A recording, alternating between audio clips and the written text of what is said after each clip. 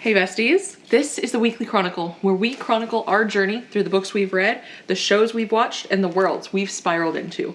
I'm Tabatha. And I'm Sharilyn. Grab a beverage and let's get booking with the besties. Cheers! And for those who are curious, I have... I was gonna say, because some people have been giving us a hard time about not shouting out our half-drank beverages. We hit up Starbucks as per usual.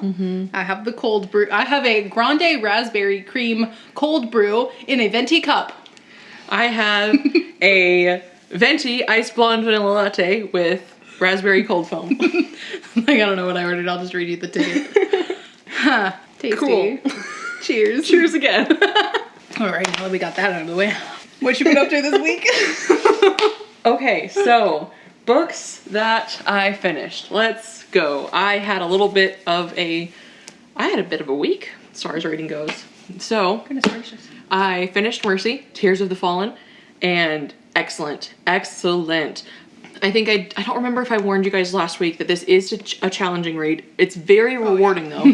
Very rewarding. I feel like I can accomplish the world. There's so many times where we look at my bookshelves and I'm like, we can read that like later. She's like, we need to work up to it. Okay, we're not ready for that yet. And now I feel like this was like sink or swim, and we swam, you know? I'm happy for you. I'm still treading water. You're still swimming. You're still I'm just still keep swimming. Keep swimming. It's that meme of like the kid drowning in the background. Like that's me right now. Yeah. She's up at the front like, yeah, we're good. And I'm like, You got this. that's the one. Finished this. It was great. Yeah. I was mostly done last week, so I said most of the things. Love the world building in here. Love the endless grief. Oh my gosh. I love the endless grief. This started my grief spiral, apparently. So this one, Are you okay? I'm really not. I'm really not. Okay, because I went from that one. And then I finished book 3. So I finished both of these, but then I finished book 3. And if you know book 3, you know that the long price quartet, the price really gets you in book 3. It really freaking gets you in book 3. And then book 4, I can't say much because one, it's the end of the series, so why would you want to know that? Yeah. But oh yeah, this is solidly in my top 10. I love the characters. The world is so interesting. The magic system, by the world I mean the magic system mostly. And it's one of those magic systems where you have a price and it's set up initially in book 1, but you really get to learn about that price throughout the books. And it's one of those magic systems. We had a question of the day today in the Discord channel that was like, what magic system would you want? And I was like, I know which one I wouldn't. I know which one I wouldn't want. We'll stay away from that one. We're fine. Yeah. It's fantastic, but man, it's a scary magic. And you get even more of the scariness in books 3 and 4, especially book 3 probably. Okay. But even... I was like, does it get worse in book 4? There's quite, like, you do still see quite the price in book 4. And it's resolving the series as well. So, yeah, it's fantastic. The prose, oh, it's so good. It's so good. Oh, the characters. These characters will live in... I'm just gonna say are because I'm assuming they're gonna live in your brain too, just forever. That's a lot to say about our goldfish brains. That's a lot to say. That's how high we praise it. We. The royal we. So yes, I finished the Long Price Quartet, and then the last book that I finished was Goth Ghoul Hollow. I was looking for something. I messaged Sharilyn and I was like, girl, I finished Mercy, so much grief. I finished these books, so much grief. I just need something lighter, so I'm gonna pick up a Warhammer horror novel, which... Why did you equate lighter with Warhammer horror? Because horror is sometimes lighter. It's okay, the things you've told me about Warhammer, though. That's true. I'm like, a horror I get. Like, you have, like, there are the fun light ones for you for some reason. But the Warhammer side, that was the one that I was like, homie. Yeah, so this also had a lot of grief, actually. There was so much grief. Yeah, we've got... through it. Jeez, dude. Yeah, this one has a sorceress who, she's extremely powerful, and she got it from her mother. her mother died when she was a baby, and she's basically been coddled by her dad. Her dad is just like overbearing and overprotective, and she's like, bro, I'm a powerful sorceress. Let me fucking be. And they've got such a cool magic system where it's like all based on like their pain as well. It's based on like their blood. They have to like use some of their blood for their sorcery. So she's like sitting there like carving herself up to do this magic, and she can only do so much because obviously if you're carving yourself up, there's only so much carving you can do to yourself in a day before you pass out. And so she's trying to solve the mystery of what happened to her mother. She's trying to solve the mystery of this creature that has come into town. It's really good. It's probably one of my favorites outside of Horus Heresy, actually. I had a very good time with that one. So that's everything that I finished. All what right. about you? I finished 2 books this week. First, The Will of the Many. It was, oh my gosh, no, the ending. Yep. Now you understand. Now you I get understand. it. I understand now. Like literally, I finished it, and this one was busy. So I was texting Preacher from Preacher Reads because he was like, "You need to tell me when you finish." She said, "You need to tell me when you finish." She didn't text me back. I was in the movies. She was at the movies. So foreshadowing. We saw movies this week.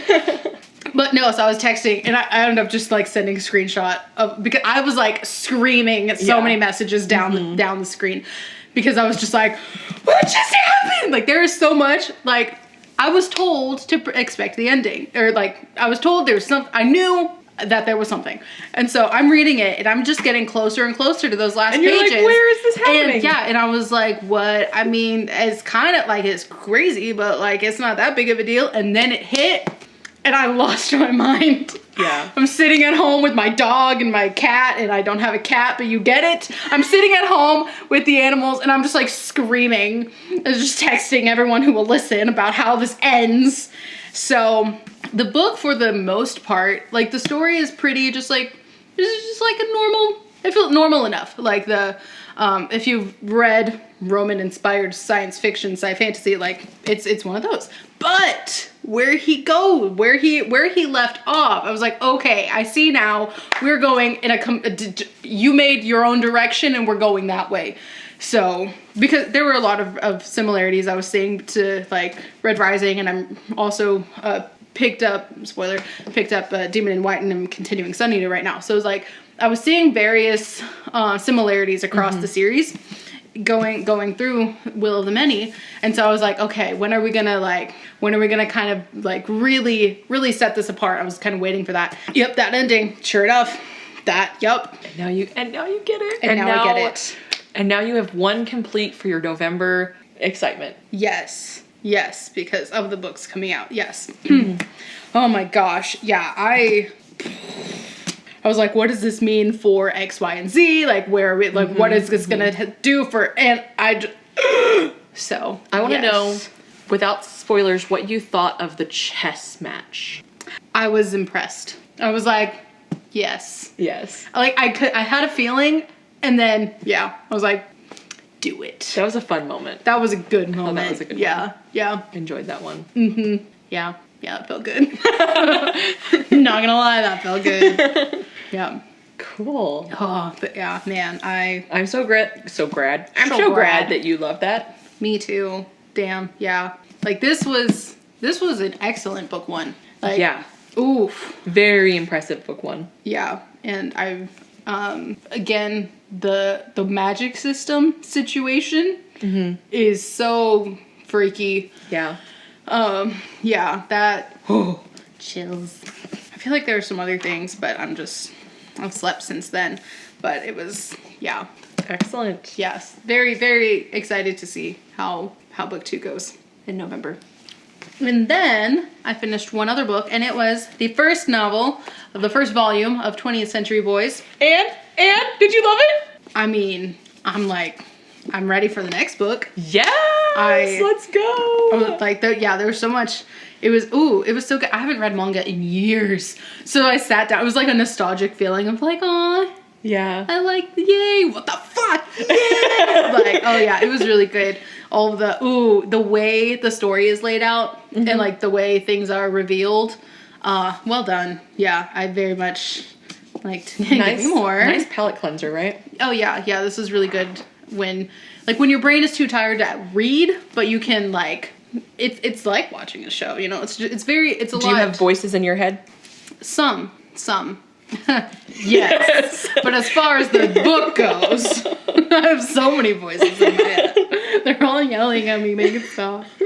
No. Yeah. And this, like, some of the characters I had, like, distinct voices for.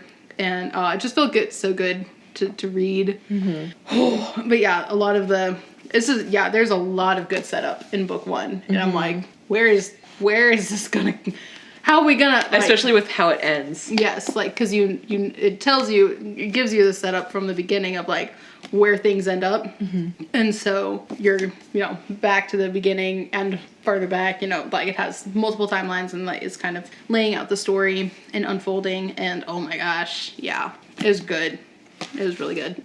Yes. So I'm gonna need volume 2 for next week. Excellent. What else do you have going on? I haven't finished it, but I am halfway through Demon in White. Let me start. Demon in White? Demon in White. I'm halfway through Demon in White. You guys. Oh my gosh. No, when I am audiobook / immersion reading the Sun Eater series. And when I tell you, like, no audiobook has like gets me. I'm so hooked. He's like very good narrator. He's such a good narrator.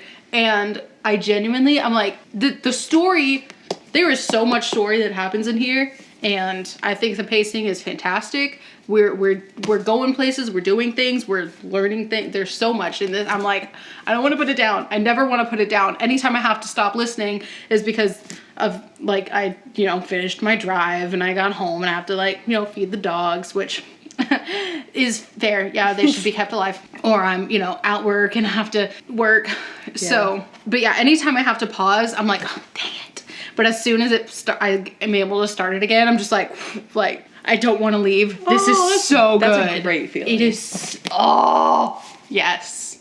I just love it so much. And it's book 3 and I'm still like, I don't want it to end. Yeah. Like, I have so many books in front of me and I'm still like, no, don't leave. So. That's awesome. I'm so glad that the series has, like, turned around for you. Yeah. Yeah, it really, really did in book 2. It was just that book 1 that, like, for me was But, yeah, book 2 really brought it back. And then book 3 is doing great. Okay, so do you think this one might end up being your favorite so far? So far, yeah. Yeah, okay. So far, yeah. Ooh. So, yeah, we'll see if the others, like, because I've seen kind of mixed opinions on, like, whether, like, this one and Howling Dark, I've seen are a lot of people's favorites. I've seen Kingdoms of Death as a lot of people's favorites. Yeah, I've seen a lot of them be favorites. So yeah, it'll be cool to see how the story goes. But oh my gosh, some of the stuff that's happening in here and the schemes and all the things.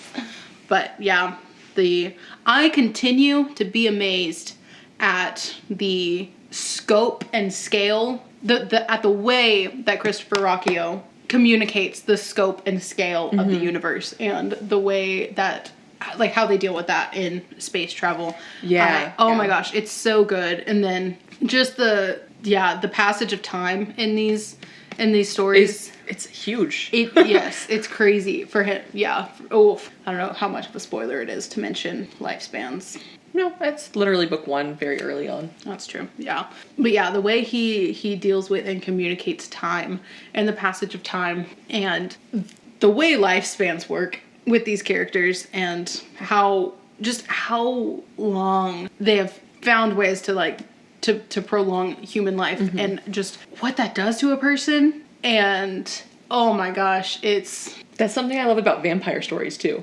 It's a similar thing. Yes.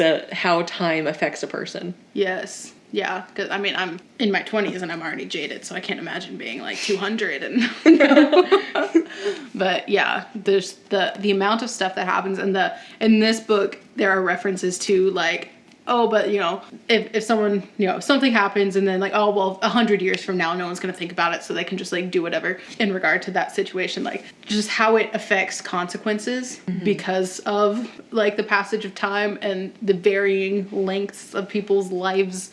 Oh my gosh. It's, yeah, There's a lot that's just like mind-boggling in this series.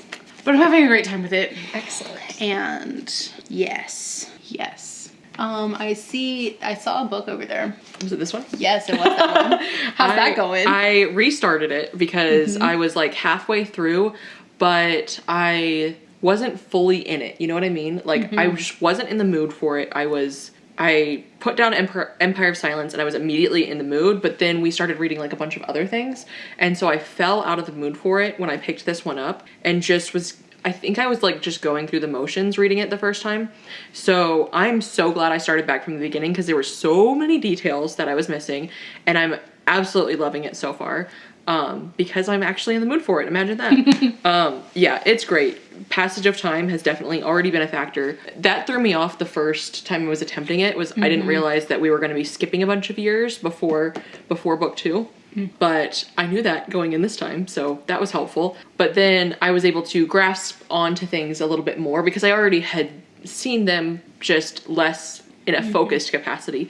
So it helps me basically have like almost a reread experience. So it's been really, really good so far. And I remember a couple of the details that are coming up, but for the most part, it feels like I'm going in with fresh eyes, and it's been so good. And I'm so glad that I put it down when I did so that I could come back to it when I actually feel like reading it. Yeah.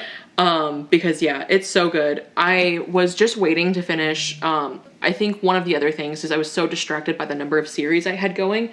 So I wanted to finish Farseer and I wanted to finish Long Price Quartet before I delve back into this, and now just plan on consuming this series. So you're going to see a lot of Sun Eater here because I think we're both pretty much just working through it. Pretty much just going through this now as the main. I think I'll still, like, if I need to pause or whatever, we have a bunch of standalones that we have on the table. So I might bring in some of those. But in the meantime, I'm going to be going through these. I am going to be reading the novellas and the short stories as well. I don't think you're planning on doing that. No. Yeah, I want to. So I will be doing those. So you'll be seeing a lot of this coming up as well. And then I have 2 other books that I made progress on. No, this was not at all on the end of year plans, but here's the thing. We made those before we started actually talking to people. Now people keep throwing new books at us. Yes. And who are we to say no? Yeah, exactly. So in the Discord, that's going to be linked below. We've already mentioned it a few times, but if you are interested in joining the Book Street Boys Discord, information is below. But a few of us are doing a buddy read for the Buffalo Hunter, and this writing is so good and it's so interesting. I didn't realize, one, this is epistolary, 100%. Oh. So Okay. you're reading the diaries of a girl.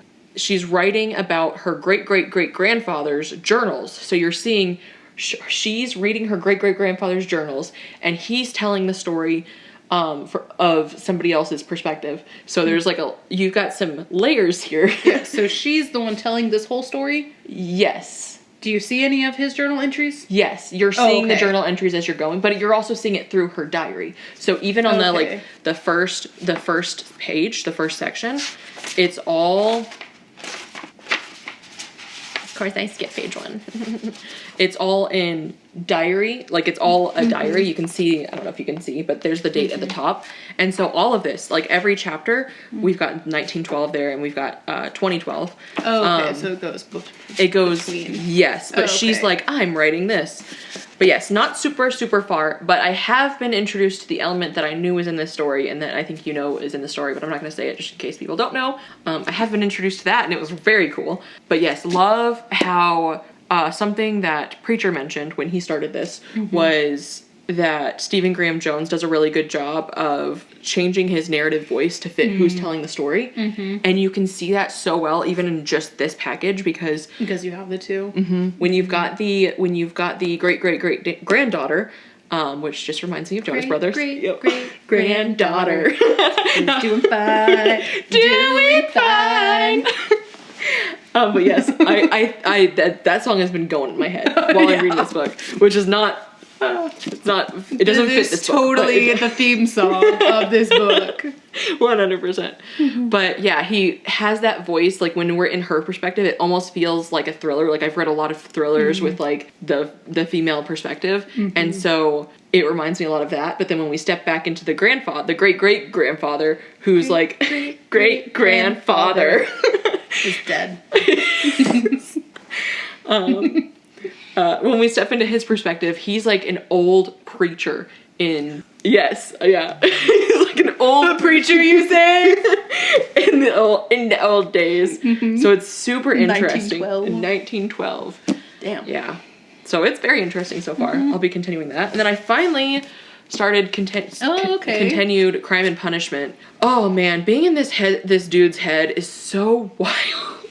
This character just has such an interesting brain where people would see something and say, oh, that's neat. He would go, this is a plot. This is all a plot. It's all a ploy against me. He's paranoid. He's very paranoid. He's got a lot of guilt that is consuming him. And so didn't he kill someone? Yeah. So that he had guilt even before that, but he also still does it anyway. Wanting to kill someone. And then he still does it anyway.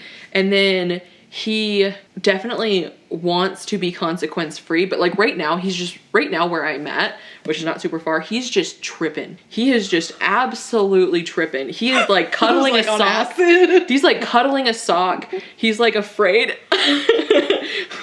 Out of context sounds even weirder. Yeah. He's like afraid that he's like talking in his sleep. He's like, I'm going to tell everybody everything just in my sleep. And he's like impoverished, but he doesn't. What was really interesting, a really interesting part of his character was he was offered like a small paying job and he was like, absolutely not. I'm not doing that. And bro would like, can barely, like he can't afford his rent. He can't afford anything. And he is like the get rich quick kind of a person, but he also has like so much guilt and he's interesting. Punishment for real. Jeez. Yeah. It's going to be interesting to see the punishment side of it. As he punishes himself. He's punishing himself for sure, but it's going to be interesting to see because like there's no way that dude doesn't end up getting caught. Yeah. You know? Yeah. But yeah, it's super. It's just it brings us. This is gonna tell you a lot about me, but it brings a smile to my face whenever he goes on one of his random inner monologues and like he's so crazy. It's just so interesting to be in his head. I am just loving every second of this. It's just, you think that somebody will think one way. And then they just don't think like that at all. Oh. And it's crazy and it's cool. I don't know. So I'm enjoying that one. Clearly. So that's everything we've read and what we're currently reading. Yes. Do we want to go on to other media? Yes. So we saw the same movie this week. Yes, we did. Separately. Same, but different. Yes. Yeah, so we each saw Weapons. Yes. And we tried not to talk about it, except we still kind of talked about it because we're in the same Discord. So we've seen what each other has said about it, but we haven't talked about it yet. Yeah. I'll let you go first. Okay, yeah, I felt that. Yeah, I thought so it's a horror movie, in case you aren't aware. And I don't do a lot with horror, and this is still new for me. Yeah, as far as horror goes, there are a lot of movies I'm not interested in watching, like slasher or paranormal or like startling. Jump scares or not. Yeah. But this one, it was so well told, and like the horror part, it was definitely unsettling, but it didn't give me nightmares. So we're good. I'm like, yes, it wasn't gratuitous. This is a good movie in my book. I'm not terrified to go to sleep tonight. But yeah, the movie itself, I don't watch a lot of movies, but this one in particular, I was like, it's been a while since I've seen a movie that was also treated like art. Yes. Like the lighting, the camera angles, the shots, the layout, all sorts of things in the film, and even like the sets, like everything looked very intentional and was well done. And so watching it, I was like, this actually feels like art right now, more than just a movie. So I really appreciated that. Just to go on, to piggyback on that, there's a video. I'll see if I can find it and link it below because I think it's really interesting. It's called Why Don't, like, it's something like Why Don't Movies Look Like Movies Anymore? And they're just so sterile. They look like they've all been in a studio. That's like, it's all just so... Yeah, this one actually felt like a real place. Yep. Yeah, it didn't feel like... It actually looked like a movie. And not like so many of those trailers, I don't know if you had the same, I'm assuming you had some of the same trailers, but like that Mortal Kombat movie, it just looked so gross. It just didn't look like an actual freaking movie. Yeah. Like there's so many of those trailers. I'm like, these just, it's so sad to see that. Like where it's just rolling things out, and they don't take the time to make it into a craft, like you were mentioning. Well, I mean, with something like Mortal Kombat, like there has to be CGI. It's a lot. Well, I mean, it's over the top for sure, but like, yeah, like, I mean, there are movies where, I mean, they can't do it real, so they have to enhance it. I mean, there's a lot of things you can do. But then, like, where they get over the top, kind of, I see what you're saying. Mortal Kombat aside, but, like, okay, so thinking about, like, the movie Wicked, you look back at Wizard of Oz and look at how much was done with practical instead of just CGI. Everything's very, like, colored to where it just looks like a TV show, or it looks, like, very flat instead of that, like, the lighting in this movie. Instead of, like, feeling depth and like it's a real thing you can reach out and touch. Yeah, I can see that. But yeah, the story itself was, it definitely had more of like a mystery element to it, and so just like learning the story, finding out what's going on, the way the story was laid out and the storyline. Oh, that was really good. I really liked the way I didn't know the that movie was structured. I didn't know that. Me neither. Going in. But it has such a cool structure. Yeah. So that's my thoughts. Yeah. I loved it. I was talking in the Discord earlier today, and I was like, I don't know, I can't tell if it's like the immediate high of the feeling after the movie, or if it is going to be my favorite movie of the year. But right now, I feel like it's probably my favorite movie of the year. It is beautiful. The characters, they all are so dynamic and they're so layered. They all have faults. They all have like problems. They all have their own addiction. They all have their own issues. And so I thought that was excellent, because sometimes, I mean, you don't have as much time in like a movie than you do, like, as you do with a book. And so like approaching it from the story side, it has such good characters. You can know the motivation of each character. Like you can think of a character in this movie and you know their motivation, and that's super cool. And so much is done where it's a show not tell situation. So like just so many things, like every frame is art, I think, is another thing. Another statement about movies that are like really good is like every frame you can pause and it's going to be art. And I think this movie would definitely qualify as that. And every second matters. So like we might be having a conversation, but we're also doing something else in the scene as well. And so we're getting layers and layers and layers. Yeah. And then it feels like more natural that way, rather than like it's set up to communicate this thing. Okay, well, now we're moving on. Like it actually feels like, the movement throughout the film and like and the dynamics of people's interactions, it was very like it flowed a lot, like the camera angle specifically, like there were long takes that like followed people around and like, you know, swing around and like it was so good. And the comedy was layered to where it starts off and there's little drops throughout the movie, little just like hilariously jarring moments throughout, and then and then there's like more comedy towards the end, but it's not like overbearing like Monkey. Can you tell I hate that movie? But it's not like overbearing, so it's like it's got that comedy element in the movie without it overtaking everything else. And I love when comedy can do that, when it can be there but not be the main point. That was a really good movie. That was awesome. Yeah, I think I would rewatch it. The more I think about it, the more that it kind of settles in my brain. I'm like, okay, yeah. Because at first I wasn't sure. Jose said right away that he would want to. He was planning to watch it again when it comes out on streaming. And I was like, we just finished this movie. Why do you want to see it again? But the more I think about it and the more it like sits in my head and marinates, I'm like, okay, yeah, I could. Those are the best. I could watch that again and kind of see like what are some early things that I might have missed and how do they come together and. Yeah. Excellent. Any other media that was it for me? Yeah, I think that was it. I saw a movie. Sweet. We are exciting people. What about writing updates? Hello, writing section. I was waiting for this like all week. Yes. So, okay. So last week we mentioned that in the Discord we had started, we had put out a writing prompt for like anyone who wants to just, practice writing, work on a project if you don't have something going, or if you just need kind of that warm up sort of situation.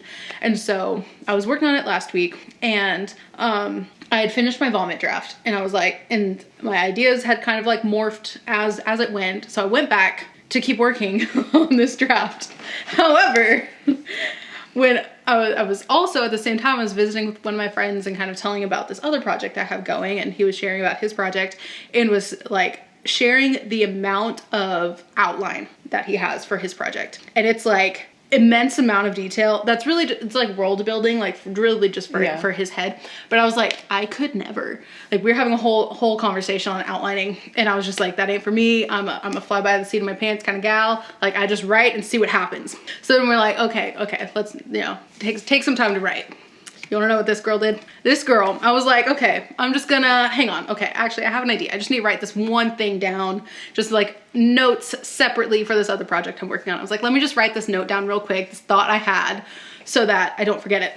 Your girl spends the next like 45 minutes writing 2.5 pages of like notes and outline and things. And I was like, who am I? Where did this come from? Like it was very much just letting it go. Like not trying to force anything, not trying to be like, okay, but we need to go over here, or like, okay, we need to fit into this. It was very much just brain dump of ideas and things that I want to happen and things that I like, and like, oh, maybe this, maybe that. And so I was just writing all these ideas and bullet points and stuff. And I'm so excited. Excellent. For which one? Project Couch or Project Festival? It's not. I was like, Project Festival. No, that one's dead. Oh, that one's dead in the water. Yeah. Okay. No, that was good while it lasted. But no, This is Project Couch, which I think I need a Project Artifact. Okay. Okay. Yes, we're moving away from the couch. Okay. Yeah. Sorry, the couch does not exist anymore. Okay. Well, I mean, sometimes you gotta kill your dog. At least it got us going. Yeah. So anyway, Project Artifact. No, because I had the idea to incorporate artifacts, and so then I started like thinking more and more on that and like and other things, and like, oh my gosh, I'm so excited. Like there are some things I came up with that I was like, that idea did not exist before, a week ago. And so to have that idea come in, and I was like, wait, I love that. And so writing that down. Yes. And then getting to incorporate things that I've like thought about through the years as just like, oh, this is a concept that I like admire, or this is an element that I love to see. Like just thinking through all those different sorts of pieces and like realizing ways that I could incorporate them or do my own thing with. So I ended up, just writing a whole bunch of like notes and outline, and I was like, didn't get writing done, but I got that done. That's and I was it. like, who am I? I'm a changed woman. You got ideas on metaphorical paper. Yes. So that was really great. And I was very excited about that. I've been waiting like all week to tell you. Yes, I love that. How about you? I got a scene done that I've been struggling with forever. Okay. And what's interesting about it is it's not like, it's just I needed to get it done to progress. And it's one of those things, you talked about this last week, where it's not going to be perfect and you have to let it go. And that's kind of where I'm at right now with that one. It reads very, very YA for this one, for this first scene. But I'm not even 100% sure it's going to even make it in like the final draft. So Fair. I'm going to keep plugging away. I'm going to accept that. And then I'm going to keep plugging away. I know the next few scenes, where we're going, all of that. So I'm going to continue to progress and just keep click-clacking. Keep the clackers clicking. Clackers clicking. Yeah. Clickety clack. Yeah. It was really hard to not, because like what I've done over and over again is I'll have like 3 to 5K words of a story done, and then I will obsess over it, and then I will burn it to the ground. Yes. So I'm trying to just let it be. Let it be a shit ass draft. I was picturing the little elbow with the flames behind it. Burn! Yes, so I let it be a shit ass draft. Let it be a shit ass draft. It's the vomit draft. It's gonna be gross. Yeah, it's gonna be it's gonna be nasty. So we're just getting all that shit writing out so that we can get the good stuff later. And polish that turd to a shine. So that's where we are with mine. Nice. I'm really happy for you and your shit ass little draft over there. That's a little draft. All right, well, thank you guys so much for joining us. Let us know what you guys have been up to this week. And if you are, if you're not feeling chatty, leave us the little poop emoji for shit ass drafts. You know, I would love to see just a wall of poop emojis from separate people. No, one person who would just keep going. That's not what I want from you. That's not what we want from you. You know who you are. Yeah. No, I would love to see y'all's poop emojis. It's the internet. You can't take that back. Well, anyway, that's it for this week. Our scrolls are sealed for now, but the tale continues next week. Until then, read bravely, binge boldly, and don't forget your brew. Cheers. Besties.